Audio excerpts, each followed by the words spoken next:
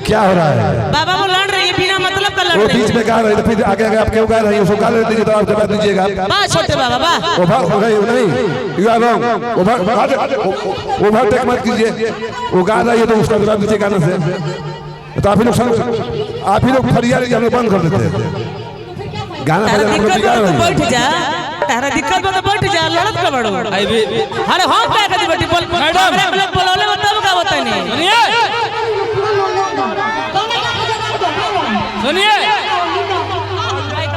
यह कलाकारी का मंच है, विवादित मंच नहीं है। मुझे मत सिखाओ। कलाकार देखिए कला से श्रेष्ठ है, कला से मैंने अपनी प्रतिभा से दूसरे को दिल को जीतिए।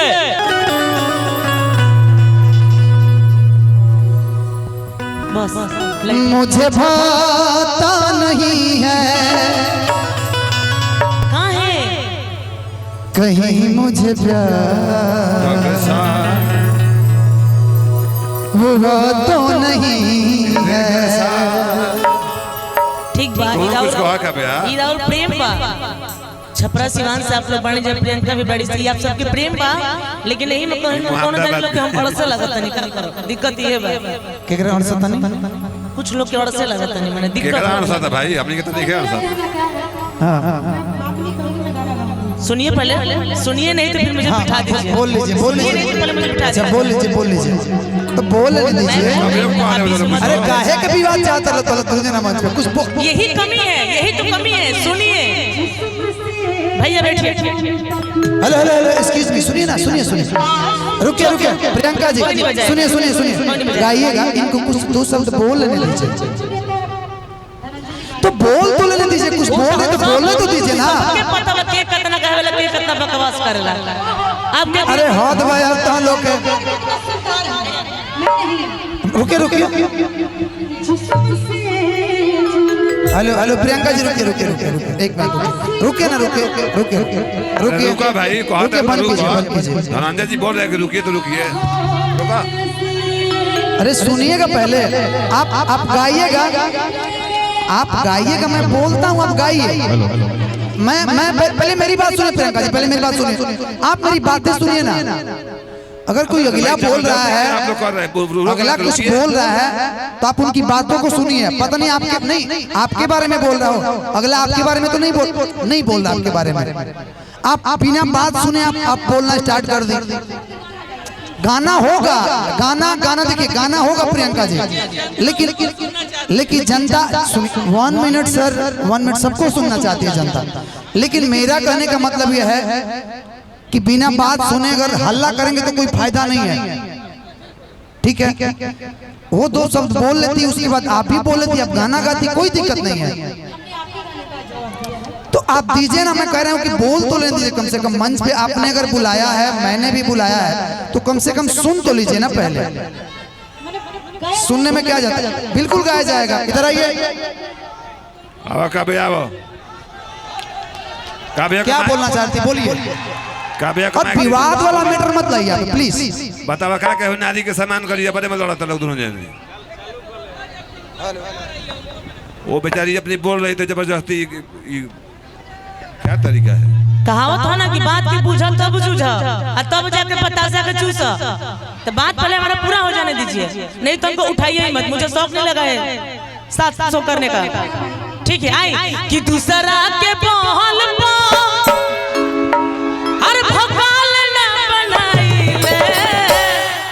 दम है तो पास करो, ना तो बेटा बर्दाश्त करो। ऐसे रहो मजनुआ हम अकेले फरी आइले। ऐसे रहो मजनुआ हम अकेले फरी आइले।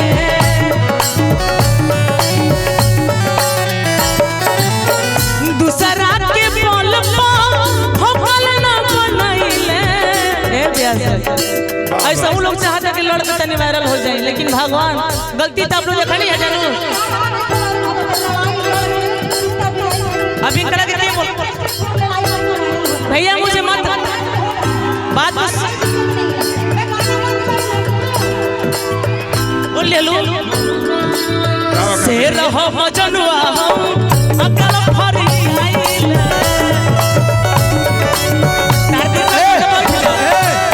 रुकिए। हेलो दिक्कत मत बढ़ जाए। दोनों लोग के लिए हम कहो रुके रुके रहो मजनुआ हम हेलो भोजपुरी गाइए रुके रुके ए प्रियंका हेलो हेलो प्रियंका ना शेर हम मजनुआ का जवाब दीजिए आप पहले जवाब दीजिए हाँ इसकी हेलो क्या हो रहा है? बाबा वो लड़ रही है बिना मतलब का लड़ वो रही बीच है। में गा रहे थे, फिर आगे आप क्यों गा रही हैं? उसको गा रहे थे तो आप जवाब दीजिएगा। वाह छोटे बाबा वाह। नहीं यू आर रॉन्ग। ओवरटेक मत कीजिए। वो गा रही है तो उसका जवाब दीजिए गाने से। तो आप ही लोग फरियाद हम लोग बंद कर देते हैं। गाना तारा बजाना हम लोग दिक्कत गा बा रहे तो हैं। बैठ जा।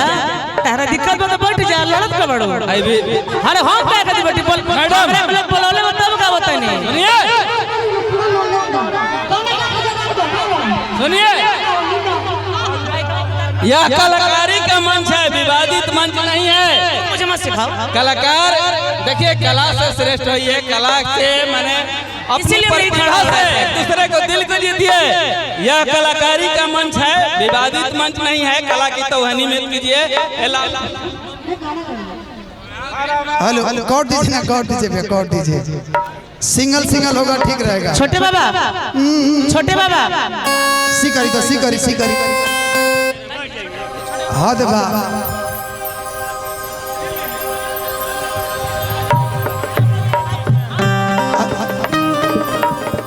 धनंजय भाई हमें अब चाहेंगे सिंगल गाना हो एक में गा के हट जाता तो अच्छा रहेगा जिसको अनाउंस किया जाएगा अगर गाएगा। यहाँ प्रोग्राम कोई पैसा खर्चा किया या विदान करने के लिए नहीं कि कोई बुलाया कलाकार को। अपना गाना गाइए, अपना गाना बजाना कीजिए।